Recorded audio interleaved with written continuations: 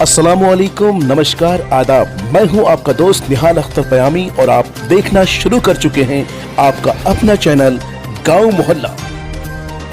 दोस्तों, देश और दुनिया की तमाम तर खबरों के लिए हमारे साथ बने रहिए।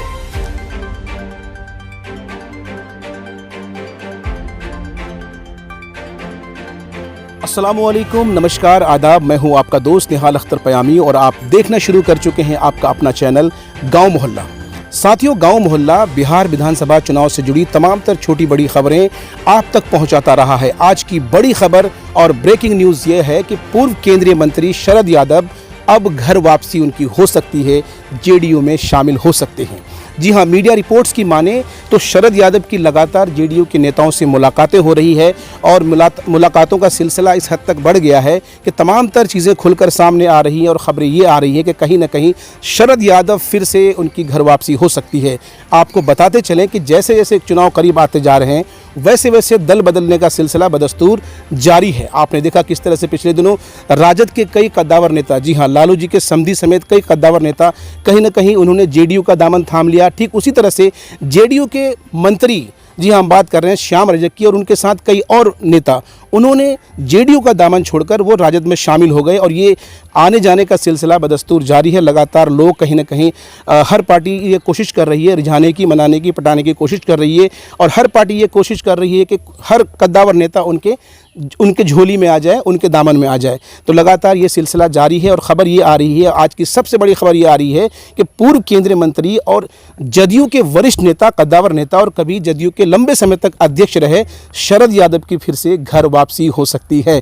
ये एक बड़ी खबर है और लगातार ये खबरें लगातार आ रही है, चाहे सोशल मीडिया हो, इलेक्ट्रॉनिक मीडिया हो, प्रिंट मीडिया हो, लगातार हर मीडिया के जरिए ये खबरें आ रही है कि कहीं ना कहीं शरद यादव की मुलाकातें जेडीयू के नेताओं से हो रही है और कहीं ना कहीं शरद यादव फिर से घर वापस हो सकते हैं। आपको यहाँ कुछ जानकारियाँ हम देना चाहते हैं, हम आपको बताना चाहते हैं कि साल 2016 में राजद जेडीयू का गठबंधन टूटने के बाद कहीं ना कहीं जेडीयू ने बीजेपी का दामन थामा था और उसी वक्त से शरद यादव की नाराज़गी चल रही थी नीतीश कुमार से। शरद यादव का ये मानना था कि जेडीयू को किसी भी सूरत में बीजेपी का दामन नहीं थामना था, ये गठबंधन नहीं तोड़ना था और यही वजह है कि शरद यादव नाराज़ होकर कहीं ना कहीं पार्टी से अपने आप को अलग थलग कर लिया था और अपने आप को अलग थलग कर उन्होंने अपनी खुद की पार्टी बनाई थी जिसका नाम था राष्ट्रीय लोकतांत्रिक जनता दल पार्टी। ये उनकी अपनी पार्टी थी और इस पार्टी के बैनर तले साल 2019 में इन्होंने सांसद का चुनाव भी लड़ा, लेकिन वो चुनाव हार गए और इस तरह से अब खबरें ये आ रही है कि कहीं ना कहीं उनकी फिर से वापसी हो सकती है। और लगातार आप देख रहे हैं किस तरह से जेडीयू में बड़े बड़े नेता राजद के, वो कहीं ना कहीं राजद और कांग्रेस के नेता वो जेडीयू में शामिल हो रहे हैं और जिस तरह से चुनाव करीब आते जा रहे हैं हर पार्टी की ये कोशिश हो रही है कि साहब जो कद्दावर नेता है, जो बड़े नेता हैं, जिनसे अवाम की पैठ है, उन लोगों को अपने तरफ रिझाया जाए, उनको अपने तरफ लाया जाए और यही दस्तूर जो है साहब जारी है। और इस तरह से कहा यह जा रहा है कि जेडीयू के कद्दावर नेता शरद यादव फिर से जेडीयू में आ सकते हैं, वापस हो सकते हैं। हालांकि इसका आधिकारिक कोई जानकारी अभी तक नहीं मिली है। खबर यह भी है कि शरद यादव के जेडीयू में शामिल होने से पहले कहीं ना कहीं नीतीश कुमार को इसकी जानकारी देनी होगी। सूत्रों के हवाले से खबर यह है कि नीतीश कुमार को इसकी जानकारी नहीं है, नीतीश कुमार की तरफ से भी कोई हरी झंडी नहीं दी गई है।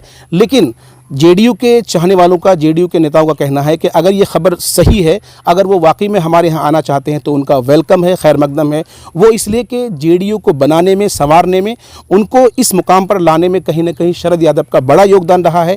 शरद यादव पूर्व में पार्टी के लंबे समय तक राष्ट्रीय अध्यक्ष भी रह चुके हैं और जेडीयू के नेताओं का कहना है कि वो हमारे क्रांतिकारी सिपाही हैं, क्रांतिकारी साथी हैं। वो जब भी आएंगे हम उनका खैर मकदम करेंगे, बल्कि हम उन्हें गले लगाएंगे। वहीं इसके विपरीत राजद का कहना है कि दरअसल ये प्रोपेगेंडा है जेडीयू वालों का, क्योंकि जेडीयू ने पिछले 5 साल में कोई काम किया नहीं है, उनके पास अवाम को दिखाने के लिए, बताने के लिए कुछ बचा नहीं है। इसलिए उनकी कोशिश हो रही है कि कहीं ना कहीं राजद के नेताओं को, कांग्रेस के नेताओं को अपने पाले में लाया जाए और कहीं ना कहीं गठबंधन को कमज़ोर किया जाए। और यहाँ तक राजद ने कह दिया है कि ये सारा का सारा प्रोपेगेंडा है, ये सारा का सारा छलावा है, दिखावा है और कहीं ना कहीं जदयू की कोशिश है कि राजद यानी गठबंधन में फूट आ जाए और कहीं ना कहीं उनको अपने पाले में लाने के लिए ये सारे के सारे षड्यंत्र है। हालांकि ये रिपोर्ट्स जो हम आपको दे रहे हैं शरद यादव की, ये अभी तक आधिकारिक तौर पर स्पष्ट नहीं हुआ है कि वो जेडीयू में जाएंगे, लेकिन सूत्रों के हवाले से ये खबर है कि कहीं ना कहीं शरद यादव ने जदयू में जाने का पूरा मन बना लिया है। हालांकि पिछले कुछ दिनों से वो बीमार चल रहे थे, नज़र नहीं आ रहे थे और जब वो बीमार थे तो उनसे मिलने के लिए अस्पताल में राजद के कई जिम्मेदारान गए थे, कई लीडरान गए थे। ठीक उसी तरह से जेडीयू के कई लोगों ने भी उनसे मुलाकात की थी। लेकिन अब जो मीडिया रिपोर्ट्स की खबरें हैं, जो मीडिया रिपोर्ट्स हैं, उसके मुताबिक यही बातें खुलकर आ रही है कि कहीं ना कहीं शरद यादव अब जदयू का दामन थामेंगे। जो भी फैक्ट्स होंगे, जो भी जानकारी होगी, गांव मोहल्ला आप तक शेयर करेगा। तब तक के लिए हमें इजाज़त दीजिए। अल्लाह हाफिज़।